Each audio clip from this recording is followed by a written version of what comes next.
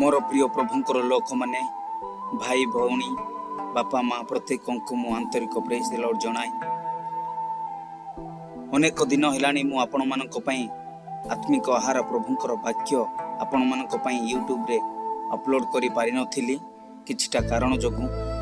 एथर पुणी थरे प्रभु मते सुजोग देइछंती, तेणु प्रभु को मु अशेष अशेष धन्यवाद दउछि।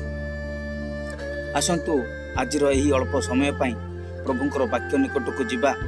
प्रभुंकर वाक्य आज आमान को कौन कहूछि,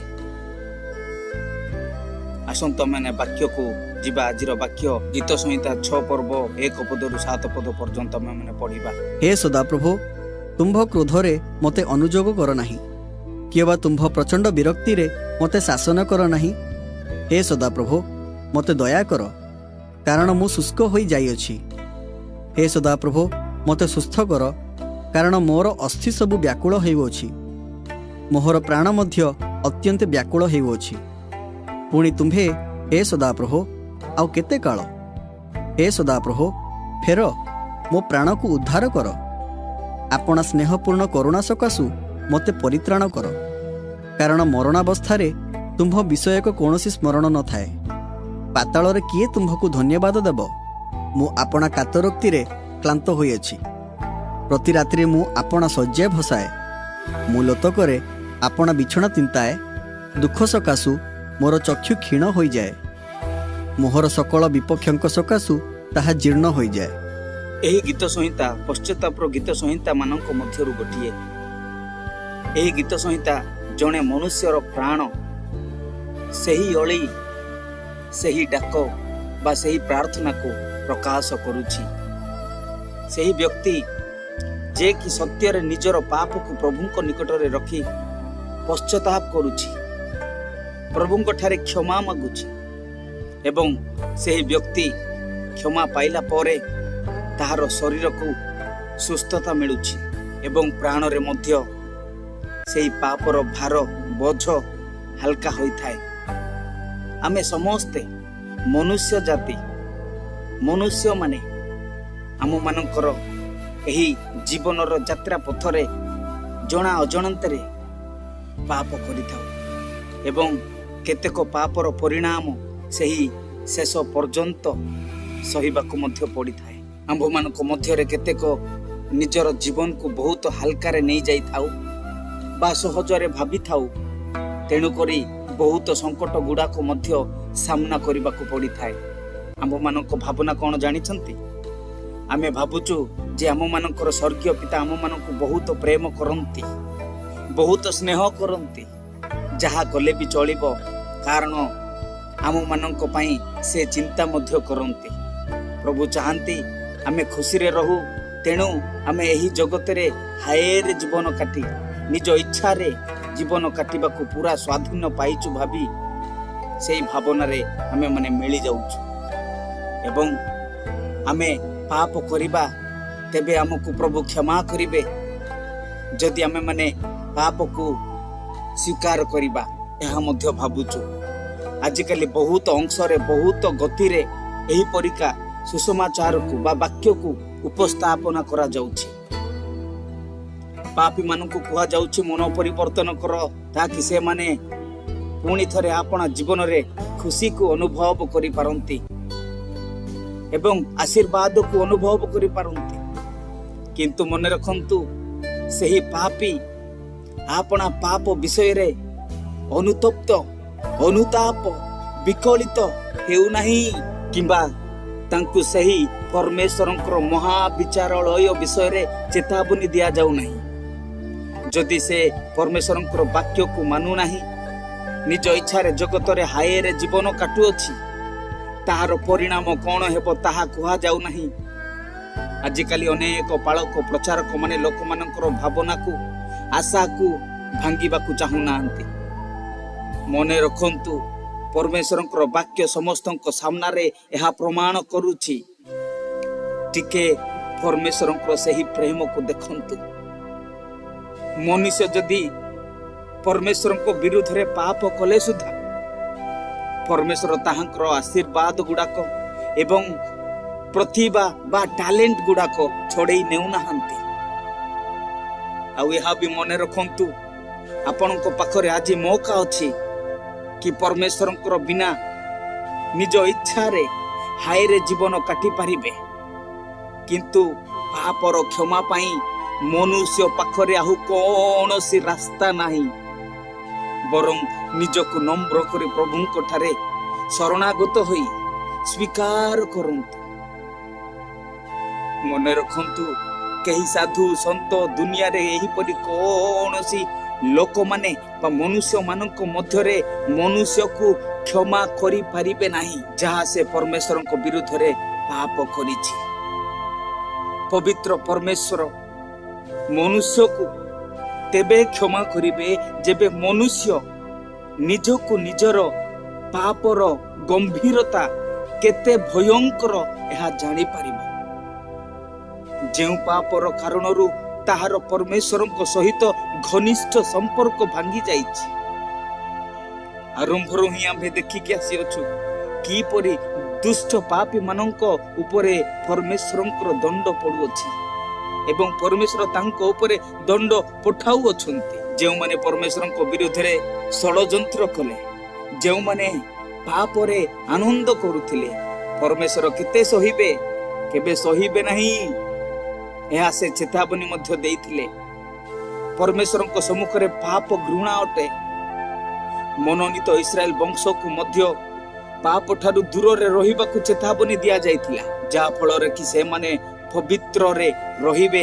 କାରଣ ପରମେଶ୍ୱର ପାପକୁ ଘୃଣା କରନ୍ତି ଏବଂ ପରମେଶ୍ୱର ପବିତ୍ରତାରେ ବାସ କରନ୍ତି ବା ରୁହନ୍ତି। ଏହି ବାକ୍ୟରେ ଆମେ ଦେଖିପାରୁଅଛୁ ଯେ କେମିତି ଜଣେ ପାପୀର ପ୍ରାଣ ସେହି ବେଦନାରେ ବା ଯନ୍ତ୍ରଣାରେ କ୍ରନ୍ଦନ କରୁଅଛି, ଯାହା ଫଳରେ ପରମେଶ୍ୱର ତାହାର ପାପର କାମକୁ କ୍ଷମା କରିବେ ବୋଲି ସେ କିପରି ବିକଳିତ ହେଇକି ଡାକୁଅଛନ୍ତି। ଯାହା ଫଳରେ କି ସେ ପୁଣି ଥରେ ପରମେଶ୍ୱରଙ୍କ ସହ ସେହି ସମ୍ପର୍କରେ ଆନନ୍ଦ କରିପାରିବେ ଏବଂ ଅନୁଭବ କରିପାରିବେ, ଯାହାକି ପୂର୍ବରୁ ସେ କରୁଥିଲେ। ଦାଉଦ ଏଠାରେ ପ୍ରଭୁଙ୍କ ସମ୍ମୁଖରେ ବିନତି କରୁଅଛନ୍ତି, ହେ ପ୍ରଭୁ, ମୋତେ ଆପଣା କ୍ରୋଧରେ, ପ୍ରଚଣ୍ଡ କ୍ରୋଧରେ ଅନୁଯୋଗ କର ନାହିଁ। କାରଣ ଦାଉଦଙ୍କୁ ଜଣା ଅଛି ଯେ ସେ ପରମେଶ୍ୱରଙ୍କ ତାଡ଼ନାକୁ ସହି ପାରିବେ ନାହିଁ। ଦାଉଦ କମଜୋରି, ଦୁର୍ବଳ ଅଟନ୍ତି। ତାଙ୍କର ଶରୀର ଏବଂ ପ୍ରାଣ ଭାଙ୍ଗି ଯାଇଅଛି ଏବଂ ଦାଉଦ ଏହା ମଧ୍ୟ ଜାଣିଅଛନ୍ତି ଯେ କେବଳ ପରମେଶ୍ୱର ହିଁ ତାଙ୍କୁ ସୁସ୍ଥତା ଦେଇପାରିବେ ଏବଂ ତାଙ୍କ ଭିତରେ ସେହି ଦିବ୍ୟ ଶାନ୍ତି ଯାହା ପୂର୍ବରୁ ସେ ଅନୁଭବ କରୁଥିଲେ, ତାହା ହିଁ ସେ ପୁଣି ଥରେ ଅନୁଭବ କରିପାରିବେ। ଟିକେ ସେହି ଦାଉଦଙ୍କ ବେଦନାକୁ ଦେଖନ୍ତୁ, କିପରି ସେ କହୁଅଛନ୍ତି, କିପରି ସେ ପରମେଶ୍ୱରଙ୍କ ବିରୁଦ୍ଧରେ ପାପ କରିଅଛନ୍ତି। ଏହା ସେ କିପରି କହୁଅଛନ୍ତି ଟିକେ ଦେଖନ୍ତୁ। ହେ ସଦାପ୍ରଭୁ, ତୁମ କ୍ରୋଧରେ ମୋତେ ଅନୁଯୋଗ କର ନାହିଁ, କିମ୍ବା ତୁମ ପ୍ରଚଣ୍ଡ ବିରକ୍ତରେ ମୋତେ ଶାସନ କର ନାହିଁ। ହେ ସଦାପ୍ରଭୁ, ମୋତେ ଦୟା କର, କାରଣ ମୁଁ ଶୁଷ୍କ ହୋଇଯାଇଅଛି।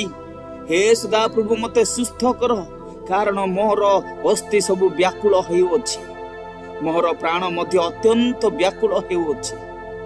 ପୁଣି ତୁମ୍ଭେ ହେ ସଦାପ୍ରଭୁ ଆଉ କେତେ କାଳ?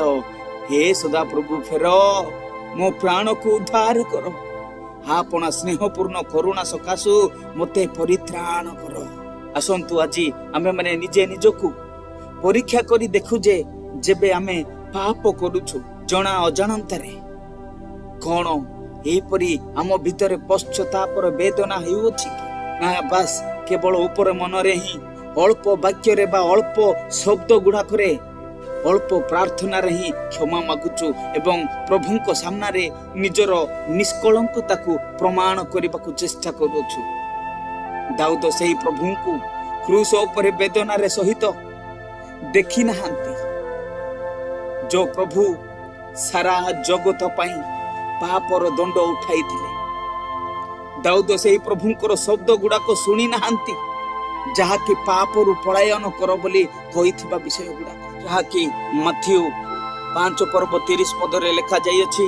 ପୁଣି ତୁମ୍ଭର ଦକ୍ଷିଣ ହସ୍ତ ଯେବେ ତୁମ୍ଭର ବିଘ୍ନର କାରଣ ହୁଏ, ତେବେ ତାହା କାଟି ଫୋପାଡ଼ି ଦିଅ, କାରଣ ତୁମର ସମସ୍ତ ଶରୀର ନର୍କରେ ପଡ଼ିବା ଅପେକ୍ଷା ଗୋଟିଏ ଅଙ୍ଗ ନଷ୍ଟ ହେବା ତୁମ ପକ୍ଷରେ ଲାଭଜନକ। କାହିଁକି? କାରଣ ନର୍କ ଶୈତାନ ଏବଂ ତାହାର ଲୋକମାନଙ୍କ ପାଇଁ ବନା ଯାଇଅଛି। ଦାଉଦ ଏତିକି ଜାଣିଛି ଯେ ଯଦି ପାପର କ୍ଷମା ମିଳିବ ନାହିଁ ତେବେ ସେ ସମାଧି ଭିତରେ ହିଁ ରହିଯିବ ଏବଂ କେବେ ମଧ୍ୟ ପଶ୍ଚାତାପର ମୌକା ତାକୁ ମିଳିବ ନାହିଁ। ଦାଉଦ କହୁଛନ୍ତି, କାରଣ ମରଣ ଅବସ୍ଥାରେ ତୁମ୍ଭ ବିଷୟକ କୌଣସି ସ୍ମରଣ ନଥାଏ। ପାତାଳରେ କିଏ ତୁମକୁ ଧନ୍ୟବାଦ ଦେବ? ମୋହର ପ୍ରାଣ ମଧ୍ୟ ଅତ୍ୟନ୍ତ ବ୍ୟାକୁଳ ହେଉଅଛି। ପୁଣି ତୁମ୍ଭେ, ହେ ସଦାପ୍ରଭୁ, ଆଉ କେତେ କାଳ? ହେ ସଦାପ୍ରଭୁ, ଫେର ମୋ ପ୍ରାଣକୁ ଉଦ୍ଧାର କର। ଆଜି ଅନେକ ଲୋକମାନେ ଏହି ପଶ୍ଚାତାପର ଗୀତ ସଂହିତାକୁ ପଢୁଅଛନ୍ତି, ଯାହା ଫଳରେ କି ତାଙ୍କର ନିଜର ପାପରୁ କ୍ଷମା ମିଳିବ। କିନ୍ତୁ ଗୋଟିଏ ପ୍ରଶ୍ନ ଉଠୁଛି, କଣ ଆମ ପ୍ରାଣରେ ସେହି ବେଦନା ଅଛି କି? ପରମେଶ୍ୱରଙ୍କ ସହିତ ସେହି ସମ୍ପର୍କ ଭାଙ୍ଗିବାର ବେଦନା ଅଛି କି? କଣ ଆମର ଚକ୍ଷୁ ବିକଳରେ ବସୁଅଛି କି? କଣ ଆମର ହୃଦୟରେ ସେହି ଯନ୍ତ୍ରଣାରେ ଭରୁଅଛି କି? ଯଦି ଆପଣମାନେ ପାପରୁ ପ୍ରକୃତରେ କ୍ଷମା ପାଇବାକୁ ଚାହୁଁଅଛନ୍ତି ତ ଏହି ସବୁ ବିଷୟକୁ ଧ୍ୟାନ ଦିଅନ୍ତୁ। ପ୍ରଭୁ ଯୀଶୁ ଖ୍ରୀଷ୍ଟ କ୍ରୁଶ ଉପରେ ମୂଲ୍ୟ ଦେଲେ ଏବଂ ଗେତ୍ସେମାନି ବଗିଚାରେ ଆମ ମାନଙ୍କର ପାପ ପାଇଁ ବେଦନାକୁ ଅନୁଭବ କଲେ, ଯେଉଁଠାରେ ତାହାଙ୍କର ରକ୍ତ ଝାଳ ପରିକା ଟପା ଟପା ହେଇକି ଝରି ପଡୁଥିଲା। ଆମେ ତ ନିଜ ନିଜକୁ ପରମେଶ୍ୱରଙ୍କର ସନ୍ତାନ ବୋଲିକି କହୁଅଛୁ ଏବଂ ପାପରେ ପଡ଼ି ରହି ଆନନ୍ଦ କରି ହାୟରେ ଜୀବନ କାଟୁଅଛୁ। ଆଜି ଆସନ୍ତୁ ସେହି ବେଦନାର ସହିତ ପ୍ରଭୁଙ୍କ ସମ୍ମୁଖରେ କ୍ରନ୍ଦନ କରିବା, ପଶ୍ଚାତାପ କରିବା, କ୍ଷମା ମାଗିବା ଏବଂ ପାପ ଠାରୁ ପୃଥକ ଜୀବନ ଯାପନ କାଟିବା, ଯାହା ଫଳରେ କି ପ୍ରଭୁଙ୍କ ଠାରୁ କେବେ ମଧ୍ୟ ଦୂରରେ ରହିବା ନାହିଁ ଏବଂ ସ୍ୱର୍ଗୀୟ ପିତାଙ୍କ ଠାରୁ ଆଉ କେବେ ମଧ୍ୟ ଆମମାନଙ୍କର ସମ୍ପର୍କ ଭାଙ୍ଗିବ ନାହିଁ ଏବଂ ଆମେ ସେହି ପାତାଳକୁ ନ ଯାଉ ଯେଉଁଠାରେ ଆମମାନଙ୍କୁ ପରମେଶ୍ୱରଙ୍କର ଦଣ୍ଡ ପାଇବାକୁ ହେବ। ପିତାଙ୍କୁ ସହଜ ଭାବନ୍ତୁ ନାହିଁ, ତାଙ୍କରି ମଜା ଉଠାନ୍ତୁ ନାହିଁ ଏହା ଭାବିକି ଯେ ସେ ଦୟାଳୁ ପରମେଶ୍ୱର ଅଟନ୍ତି, ଆମକୁ ସେ ଦୟା କରିବେ, କ୍ଷମା କରିବେ, କାରଣ ସେ ଦୟାମୟ।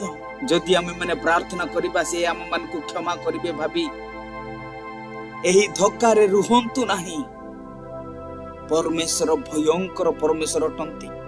ସେ ଗ୍ରାସକାରୀ ଅଗ୍ନି ସହ ଗୌରବ ରକ୍ଷଣ ଉଦ୍ଯୋଗୀକାରୀ ପରମେଶ୍ୱର ଅଟନ୍ତି। ପରମେଶ୍ୱରଙ୍କୁ ହାଲକାରେ ନିଅନ୍ତୁ ନାହିଁ।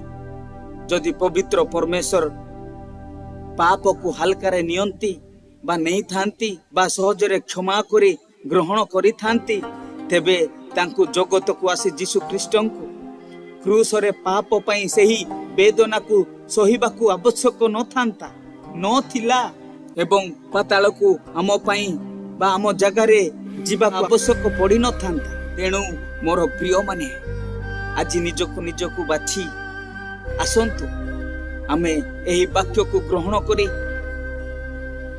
ଆପଣଙ୍କୁ ପରୀକ୍ଷା କରି ନିଜକୁ ଠିକ୍ କରୁ ଏବଂ ଏହି ଲାଳସାରେ ରହୁ କି ଆମେ ପବିତ୍ର ଜୀବନ ଯାପନ କାଟିବା, ପବିତ୍ର ଜୀବନକୁ ବିତାଇବା, କାରଣ ପରମେଶ୍ୱର ପବିତ୍ର ଅଟନ୍ତି। ସେଥିପାଇଁ ପରମେଶ୍ୱରଙ୍କର ଆତ୍ମା ଆମମାନଙ୍କୁ ସାହାଯ୍ୟ କରନ୍ତୁ। ଏହି ଅଳ୍ପ ବାକ୍ୟରେ ପ୍ରଭୁ ଆମ ପ୍ରତ୍ୟେକଙ୍କୁ ଆଶୀର୍ବାଦ କରନ୍ତୁ। ଆସନ୍ତୁ ଆମେ ପ୍ରାର୍ଥନା କରିବା। ସ୍ୱର୍ଗୀୟ ପିତା, ଧନ୍ୟବାଦ, ଗୌରବ ଓ ପ୍ରଶଂସା। ଯେଉଁ ବାକ୍ୟ ଆଜି ଆମମାନଙ୍କୁ ଦେଲ ସେ ବାକ୍ୟ ପାଇଁ ଧନ୍ୟବାଦ ବାପା।